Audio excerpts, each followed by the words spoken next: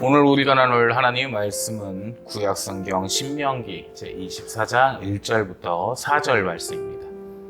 구약성경 신명기 제24장 1절 말씀부터 제4절 말씀까지입니다. 제가 대독하여 봉독해 올립니다.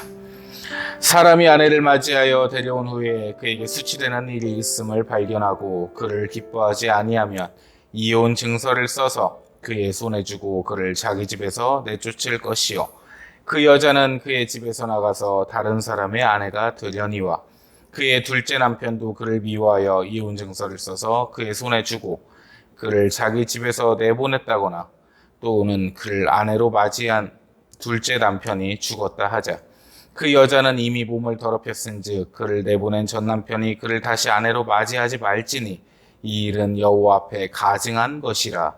너는 내 하나님 여호와께서 내게 기업으로 주시는 땅을 범죄하게 하지 말지니라. 아멘. 네, 아주 무더운 날씨가 지속되고 있습니다. 더워서 진짜 죽을 것 같습니다. 너무 더운데 이게 건강도 많이 챙기셔야 될 것 같고 체력도 좀 챙기셔야 될 것 같고 덕분에 좀 다이어트가 강제로 되는 것 같아요. 살도 좀씩 빠지는 것 같고 아주 더운 날씨입니다. 이 더운 날씨 속에서 건강들 유념하시고 또 집에서 최대한 시원하게 무더위를 피해서 계셨으면 좋겠고요. 다들 또 휴가를 또 갔다 오신다고 하는데 코로나 때문에 힘듭니다. 여건 자체가 걱정도 좀 많이 되고 지금 10만 명 이상씩 계속 확진자가 나오는 와중인데 좀 많이 조심하셨으면 좋겠습니다.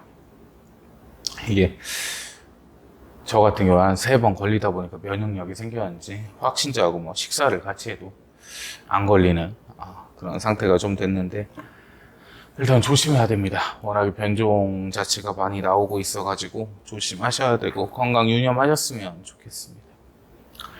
요즘 TV를 틀어보면 참 신기한 프로그램들이 많이 나오게 됩니다. 특히나 이런 커플 매칭 프로그램. 연세 드신 분들은 잘 못 알아들으실 것 같은데 짝지어주는 프로그램들이 되게 많이 나옵니다.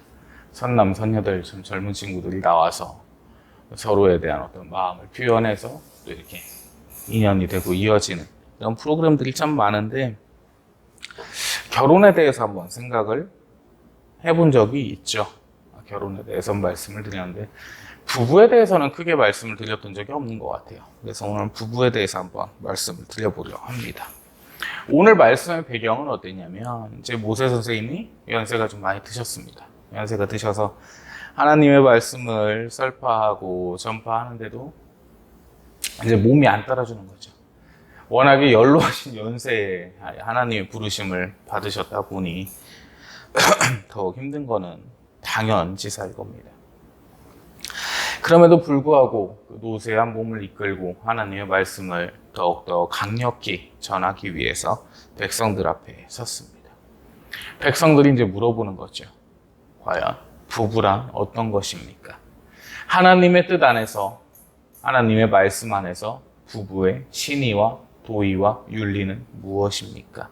하나님의 규례는 무엇입니까? 이 부분에 대해서 이제 물어보자 모세 선생님이 오늘 본문 말씀을 하십니다. 참 재밌는 게 신기하기도 하고요. 성경이라는 것이 지금 시대에 쓰여진 게 아닌 수천 년의 역사를 가진 고서입니다. 어찌 보면 하나님의 말씀이 담긴 고서인데 그 시대나 이 시대나 변함이 크게 없는 것 같습니다. 이때 당시에도 이혼이 있었고 지금도 이혼이 있고 이때 당시에도 재혼이 있었으며 지금도 재혼이 있습니다. 이때 또한 보아스와 룻의 이야기를 보시면 서로가 이 밀당을 하게 되는 참 가슴 졸이며 설레며 이렇게 혼인을 하게 되는 재취라고 하죠. 이제 재혼의 이야기가 나오게 되는데 참 그 시대나 별반 차이가 없습니다. 참 보아스 형님이 멋있으셨던 것 같아요. 오빠가 지켜줄게. 그래서 이제 룻과 이렇게 결혼해서 행복하게 사는 이야기들을 보면서 좀 시대는 늘 반복되게 돼 있는 것 같다.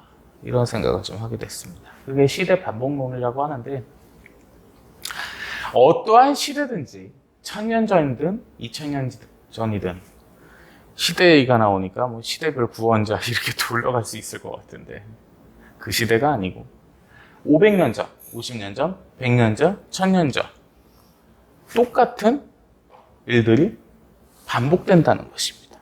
그럼 그 이유는 무엇이냐? 바로 인간의 본성 때문이라는 거죠. 사람은 본성을 가지고 있고 그 본성은 시간이 지난다고 해서 변하지 않습니다.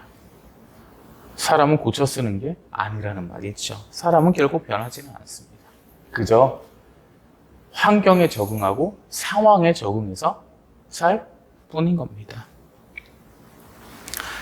이 모세가 오늘 이야기한 하나님의 말씀을 설교한 내용은 이혼과 재혼입니다. 어떠한 이야기냐면 남자와 여자가 혼인을 하게 됐습니다.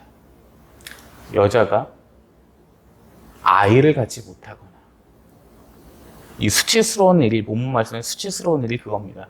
아이를 갖지 못하거나 생식의 능력을 잃었거나 또는 가정생활에 충실하지 못했거나 이랬을 때는 그 남편이 집 밖으로 내보낼 수 있습니다.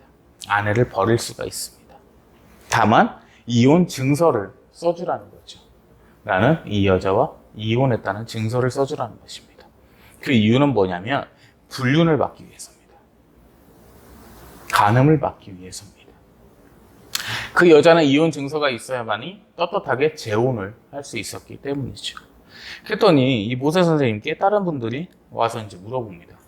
그러면 여자가 간통을 했으면 어떻게 그것도 이혼 사유에 해당이 됩니까? 그랬더니 이제 모세 선생님 말씀하시죠. 그건 돌로 쳐 죽여야 될 일이니라. 그만큼 간음죄와 간통죄는 참 엄격합니다. 무튼 그 이혼 증서를 가지고 여자가 재혼을 하게 됐을 때 또는 그 두 번째 남편과 사별을 하게 됐을 때 이때는 그럼 이 여자가 어찌해야 됩니까? 라는 질문에 모 선생님 말씀하시죠. 절대 그 여자를 다시 들일 수가 없다고 말씀하십니다. 쉽게 말씀드리면 이겁니다. 갑과 을이 결혼을 했습니다. 을이 여잔데 이 갑이 이혼을 원해서 을을 내보냈습니다. 둘이 이혼이 됐죠. 근데 을이 병이라는 사람과 재혼을 하게 됐습니다. 근데 병이 죽거나 병조차도 이 을이 싫어서 헤어졌을 때, 이혼을 했을 때 갑이 다시 그 을을 아내로 맞을 수가 없다는 것이요. 야, 살아보니까 전 그래도 구관이 명관이었네. 이렇게 해가지고 다시 들을 수가 없다는 거예요. 그 일은 하나님께서 보시기에 가증스러운 일이라고 말씀하십니다. 얼마 전에 참 큰 사건이 하나 있었습니다. 이 부부끼리 서로 간음을 즐기는 좀 입에 담기조차도 부담이 되는 불편한 일이 있었습니다. 얼마나 음란해지는 시대고 얼마나 죄악된 시대입니까? 누군가는 이렇게 질문을 하시더라고요.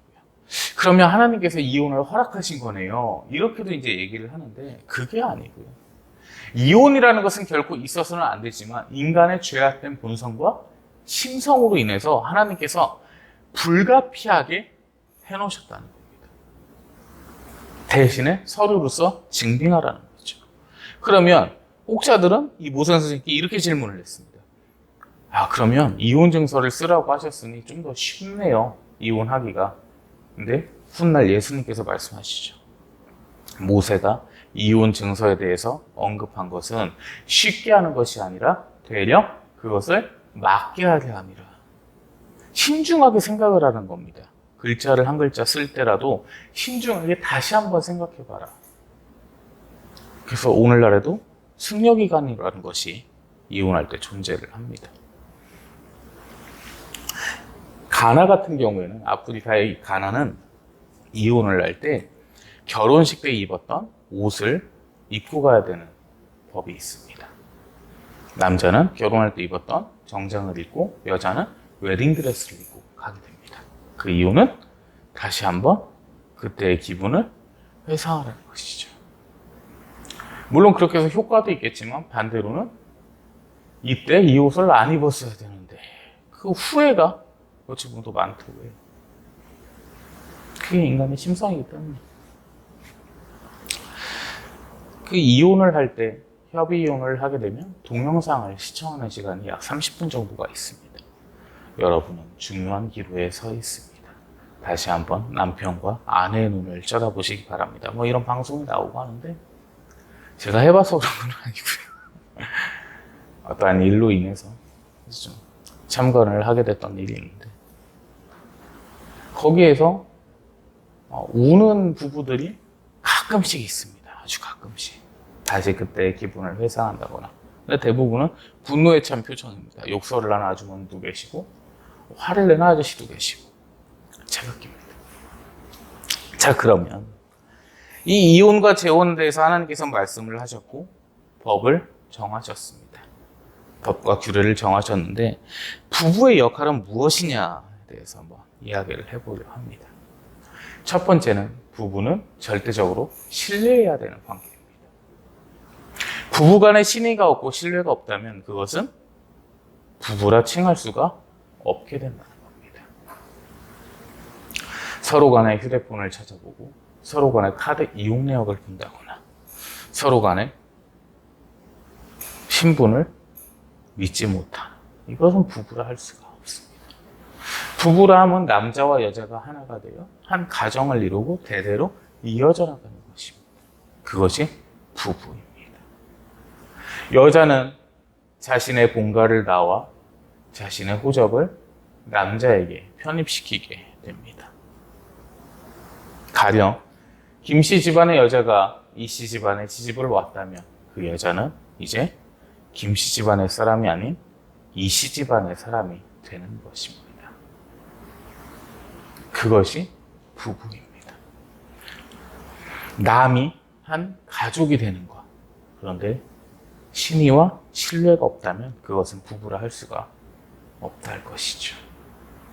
요즘 젊은 부부들을 보면 각자 관리라는 게 인기를 끌고 있다고 합니다. 지금 서로 간에 이제 맞벌이를 하는 가정이 많다 보니 생활비를 공유하고 나머지 돈은 각자가 관리하는. 그게 과연 동거랑 무슨 차이가 있을까? 룸메이트 같은 겁니다. 한국어로는 방짝. 서로 간에 공용 금액들은 정산을 하고 나머지는 각자 갖고 있고 똑같습니다. 그거는 부부간의 신뢰라 볼 수가 없죠. 내 돈이 내 돈이고 네 돈은 네 돈이야. 이게 아니라 당신의 돈이 내 돈이고 내 돈이 당신 돈이지 않느냐. 이 마인드가 있어야 되는데 무조건 반반. 이것은 결국 신뢰를 할 수가 없죠. 믿지 못해서 늘 위치를 확인합니다. 어떠한 것에든 말에 꼬투리를 줍니다. 결국 신뢰가 없기 때문이라는 거죠. 안타까운 점은 한 부부가 나이트클럽에서 만나서 결혼을 했다고 치겠습니다. 신뢰를 할 수 있겠습니까? 여보, 나 지금 회식 때문에 좀 나이트클럽을 가야 되는데 상상의 나라를 펼치기 시작하겠죠, 이제. 왜냐하면 둘이서 거기서 만났기 때문에. 그런 부분들이 참 중요한 거예요. 근데 시댁 어른들이나 처가 어른들께 얘기할 때는, 말씀드릴 때는 도서관에서 만났습니다. 우연히 책을 펼쳤는데 같은 좋아하는 책을 펼치게 돼서 이것이 데스티니, 운명이다 싶었습니다. 이렇게 이제 설명을 하겠지만 서로 간의 불신은 쌓여있는 거예요. 클럽이나 나이트에서 만난 사이가 되기 때문이죠. 가령 카페에서 남자가 먼저 호의를 표해서 결혼을 했다고 치겠습니다. 남편이 카페에만 간다고 하면 부인은 상상의 나래가 마인드랩처럼 쭉 펴질 겁니다. 또 거기서 젊고 예쁘고 날씬한 여자를 만나서 꼬시면 어떡할까? 남편의 입장도 마찬가지죠. 부인이 카페를 간다고 하면 거기서 또 시하는 놈이 작업을 걸면 어떡하나. 이 생각을 하게 되는 거죠. 그러다 보니 참 만나는 장소라는 게 중요하다 싶은 겁니다. 예전에는 이혼율이 낮았던 이유가 뭐냐면 거의 다 부모님 간의 주선이었습니다. 동네에서 주선을 하고 중매를 써가지고 커피 한 잔 마시다가 어떻게 뭐 금방 결혼을 하게 되는 그런 입장이었었는데 요즘은 아니라는 거죠. 자유연애라는 아주 신박한 센세이션이 일어나서 지금은 그런 시대가 아닙니다. 서로가 연애를 하고 즐기다가 결혼을 하게 되는 뭐 연애 따로 결혼 따로 뭐 이런 얘기도 어떤 사모님이 하시던데 그런 시대가 됐습니다. 그러다 보니 서로를 더 못 믿지 않겠는가 하는 생각을 해봤습니다. 그러나 클럽에서 만났을지언정, 나이트에서 만났을지언정, 도서관에서 만났을지언정, 카페에서 만났을지언정, 식당에서 만났을지언정 부부가 된 이상 이제 신뢰를 해야 된다는 겁니다. 알아가는 관계가 아닙니다. 부부는 그냥 평생 가야 되는 겁니다. 그러면 내가 조금 못 믿겠더라도 내 마음을 고치는 것이 맞는 겁니다. 목사님 믿었다가 뒤통수를 당하면 어떡하나요? 그거는 그 사람 잘못인 거지 이분의 믿은 사람의 잘못이 아닌 거예요. 그렇게 부부간에도 신뢰를 못하고 살면 세상을 어찌 살아가겠습니까? 결국 부부간의 신뢰는 무너져서는 안 되는 겁니다. 두 번째는 부부는 함께 해야 됩니다. 뭐든 함께 해야 됩니다. 가끔 목사님들의 모임을 나가보면 어떤 분들은 사모님과 꼭 대동하시는 분이 계십니다. 전 물컵에 물을 따라서 챙겨주시고 수저를 챙겨주시고 음식을 챙겨주시는 아름다운 모습을 볼 수가 있겠는데 집에서도 하실지 모르겠습니다. 그것까지는 장담은 못하겠습니다. 근데 어떤 목사님들은 꼭 혼자 오시더라고요. 사모님은 꼭 댁에 계시고 항상 핑계가 나오십니다. 학원에 갔어요. 집에서 애들 봅니다. 어디 좀 모임이 있어서 갔어요. 왜 그러실까 해봤더니 좀 귀찮으시대요. 같이 좀 다니기가 불편하시고 한 번씩 좀 언쟁도 있으시고 참 목사님인데 좀 안타깝기는 합니다. 그런 부분들이 좀 안타깝긴 한데 그 목사님 나름대로 또 사연은 있으시겠죠. 그러나 부부는 함께 해야 되는 것이 맞습니다. 어떤 공간에서든. 그것이 부부의 본분이기 때문이죠. 종교 부분으로 넘어가도록 하면 예전에는 남자의 집안의 종교를 무조건 따르는 것이 당연한 거였습니다. 목탁을 두드리는 집안에서 살다가도 시집을 오면 예수님을 믿는 가정이면 당연히 기독교인이 됐어야 됐었고 점사를 보러 다니는 무속의 집안에서 태어났을지언정 어머니가 무당일지라도 아버지가 박수일지라도 시집을 와서 그 집이 하나님을 믿는 집안이면 당연히 하나님을 믿게 돼요. 세례를 받게 돼요. 당연한 것이었습니다. 근데 오늘날은 아주 신기한 것을 보게 됐습니다. 주일 아침이 됐는데 부인은 로마 가톨릭 천주교를 가고 남편은 교회를 가고 아이 둘인데 한 명씩을 데리고 갑니다. 각기 다른 교회에서 신앙생활을 하게 됩니다. 종교생활을 하게 됩니다. 부인은 절에 다닌다고 해서 달마 액자를 걸어놓고 남편은 십자가를 걸어놓는 아주 기이한 현상이 벌어지게 됩니다. 누가 이길지는 당연히 하나님께서 이기시겠죠. 무슨 법궤를 갖다가 뺏어가 그 자식들도 아니고 이건 참 있어서는 안 될 일이 일어나는 거예요. 아유 목사님 설마 그런 집이 어디 있겠습니까? 봤습니다. 거실에는 달마가 걸려있고 부부 침실에는 십자가가 걸려있습니다.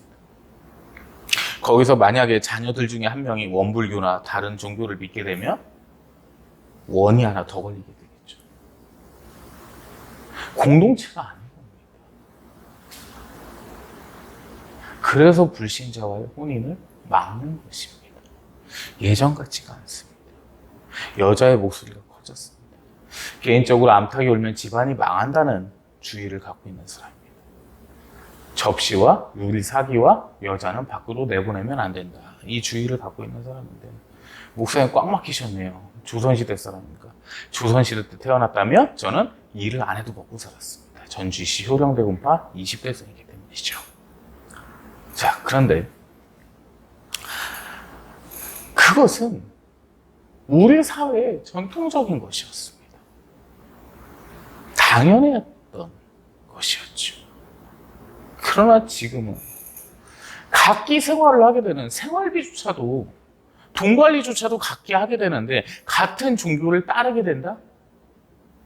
참 어려운 시대를 맞이하게 된 겁니다.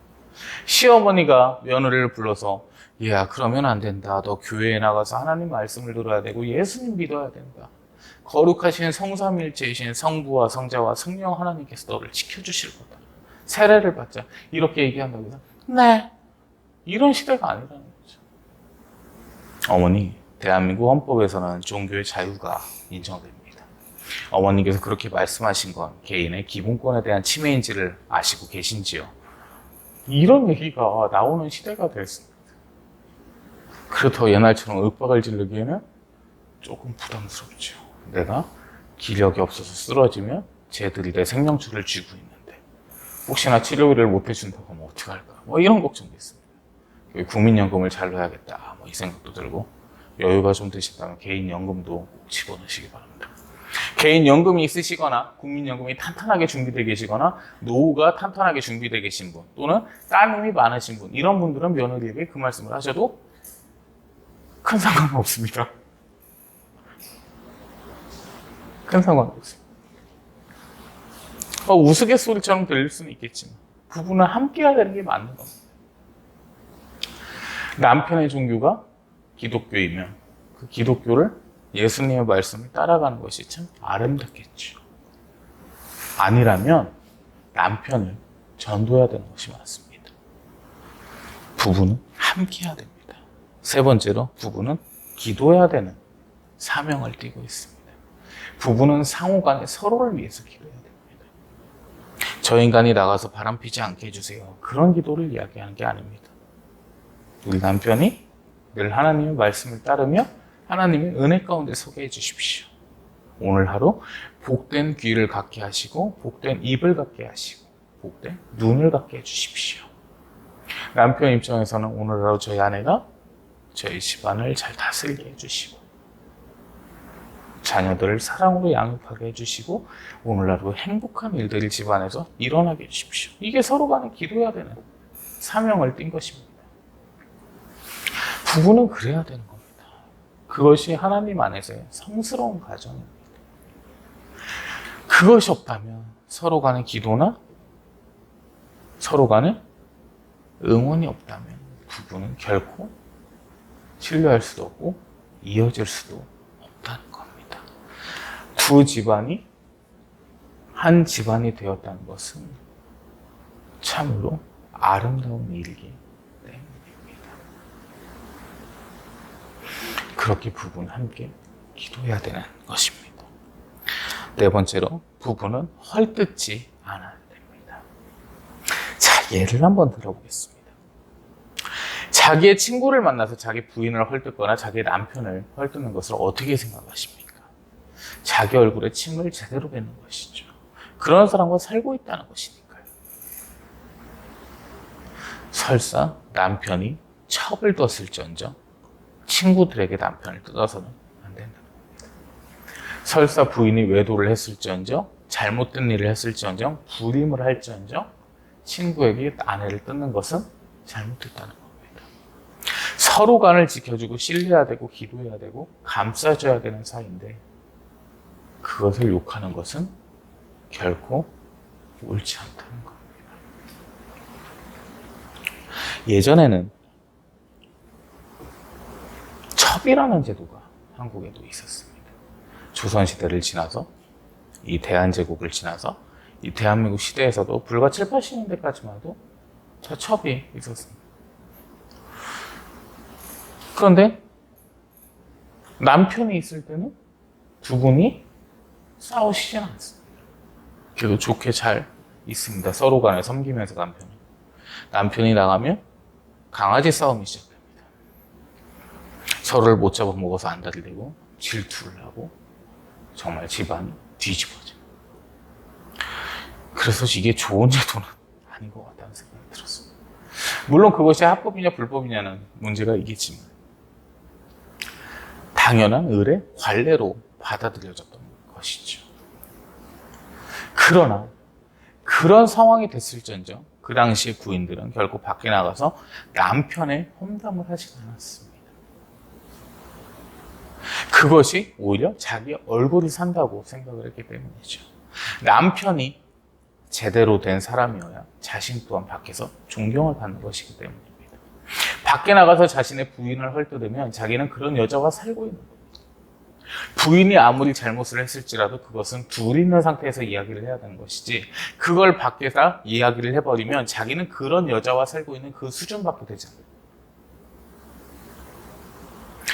최소한 밖에서라도 서로를 존중하는 모습을 보이는 것이 당연지상인 겁니다.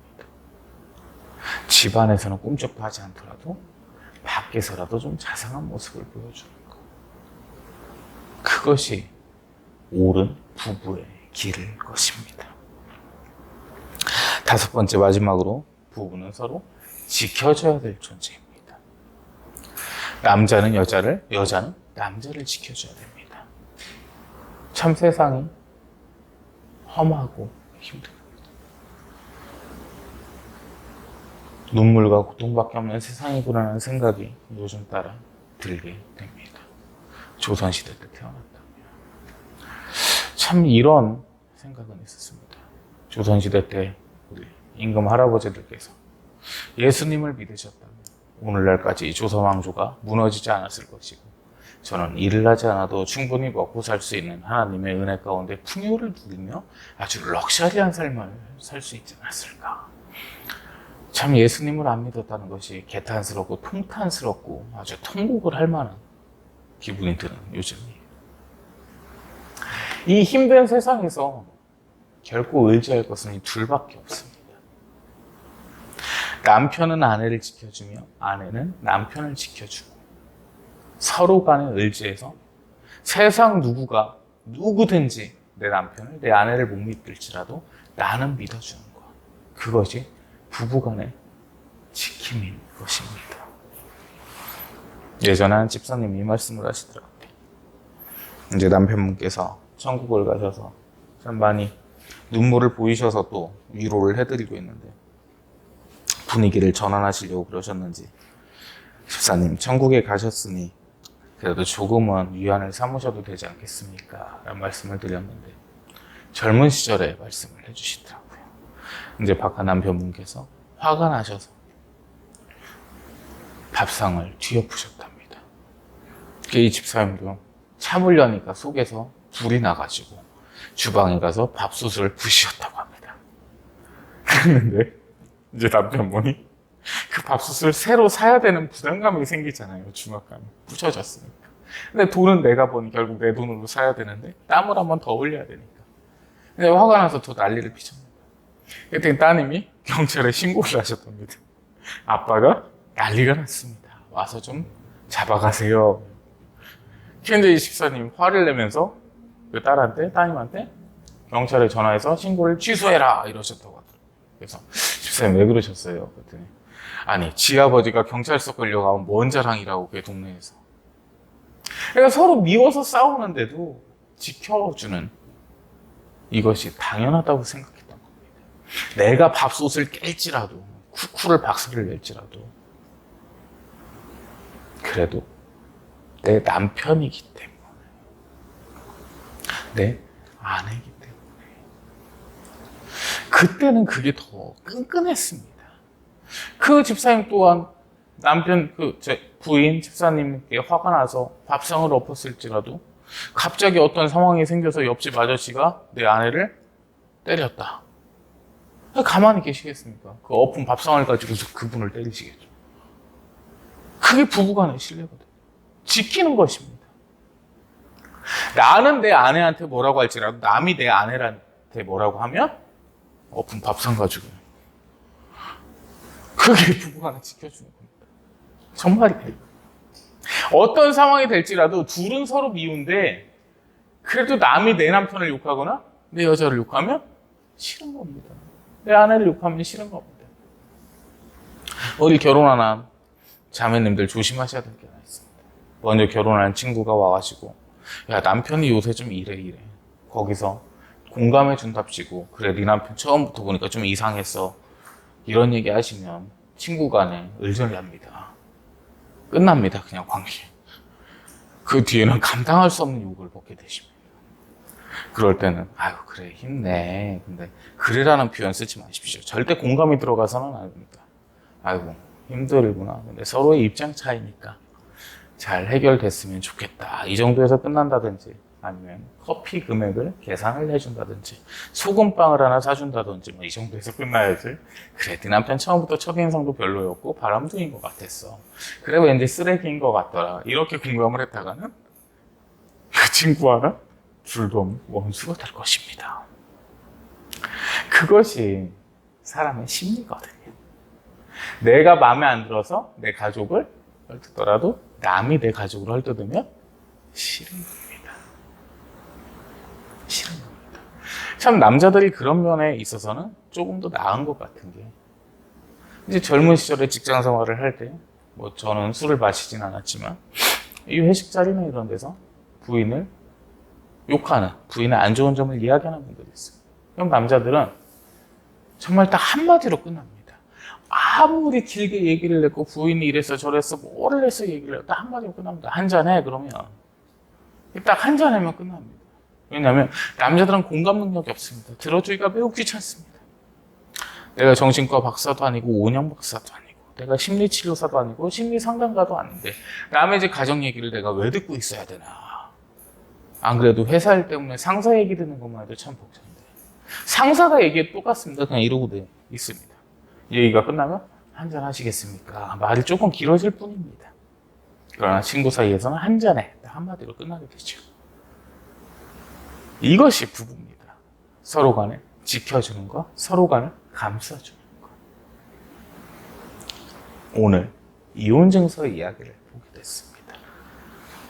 이 이혼 증서는 쓰라고 있는 것이 아닌 생각하라고 있는 것입니다. 내 아내에 대해서, 내 남편에 대해서 헤어지기 전에 다시 한번 생각해보는 기회가 되는 것입니다. 이혼하지 않기를 바랍니다. 정말 특별한 사유가 아니라면 백년해로 하시기를 바랍니다.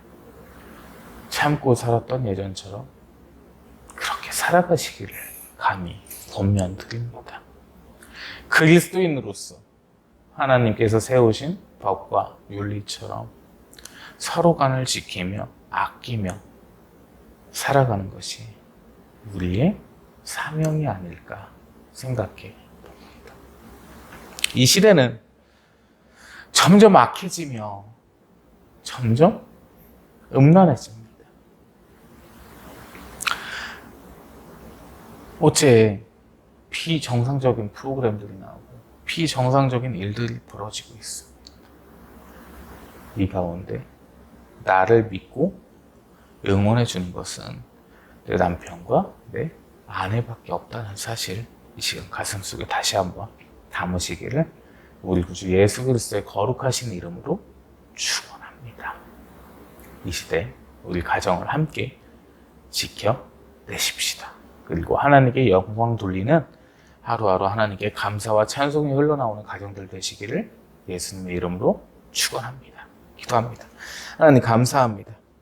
하나님의 은혜 가운데에 아름다운 가정들이 되게 하옵시고 그 가정 가운데 늘 하나님의 은혜가 임하셔서 하나님께 영광을 올리며 하나님께 감사하는 시간들이 될 수 있도록 이끄시어 주시옵소서.